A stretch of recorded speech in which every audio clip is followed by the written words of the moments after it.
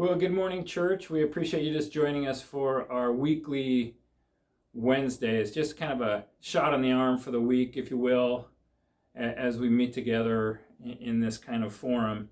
For the past handful of days here in the Willamette Valley, it has been an amazing run of beautiful weather. Hope you've got out and just frolicked in it, if you will, because we've been through kind of a tough season in so many ways. Going through the fires and the ice storms and whatnot. And all of a sudden the sun comes out. And it's been brilliant. Cloudless days, calm, and your neighbors are out and the dogs are out. People are walking and talking again. And it's the spring flowers are out. It seems like we have some normalcy. And I think for most of us, we are just waiting. We are anticipating a time when we can get back to some normalcy, aren't we? And I think these past handful of days, at least in our neck of the woods, has been a beautiful reminder of what used to be, right? But also in anticipation of what's going to be. So folks, just be encouraged today as we walk through this today.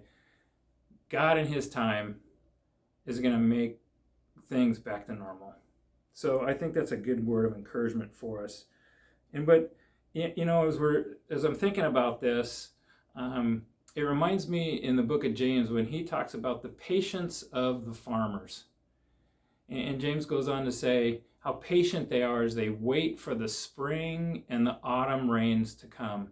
They know through the history of being a farmer and every season, the spring and autumn rains, they'll come. Okay, but we're not sure when, but they're going to come, and we need them to come, right?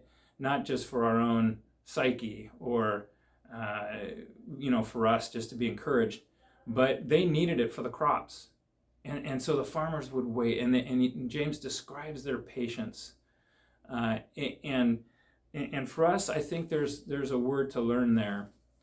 As we anticipate things are going to reopen and we'll get back to some normalcy, how are we using our time?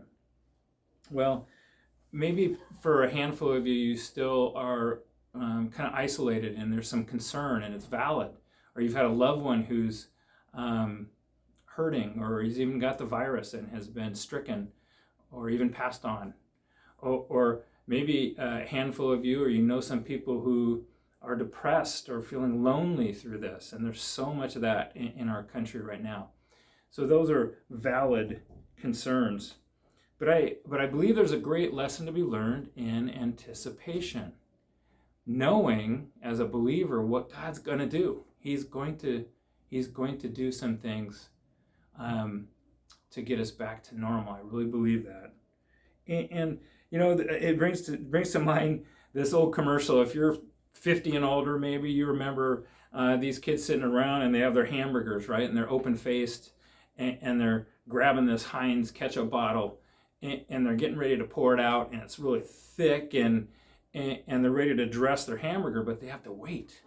And we have this Carly Simon song, Anticipation, in the background, and it finally drops and it dresses their hamburger, and they've waited this whole time and they get to eat and enjoy their burger.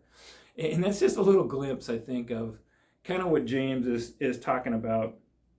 And he even goes further and he says, this is an example of us being patient, waiting for the Lord's coming. So folks, it's just like this pandemic, it will be over. And for us, waiting on the Lord's coming, He will come back. He's promised us that. But what do we do on this side as we anticipate, as we wait, as we learn patience? Gosh, that's a real good perspective for us. There's good things that come out of waiting. Think about just this idea that when we get to heaven, there's not going to be any pain or suffering or depression anymore. We're going to be with God for all time in relationship with Him. No more pain, no more suffering. Think about waiting on marriage, waiting on that job promotion, waiting for kids to come along, so forth and so on. But for us during COVID, we need this perspective that God in his time is going to bring back normalcy. Spring will come. Summer will come. The rains will come. We know that in Oregon. But really, he will do what he's promised, folks. And so be encouraged and learn to do positive, encouraging things as you anticipate these things and they're coming. Thanks, church. Have a great week. Be encouraged. Thanks.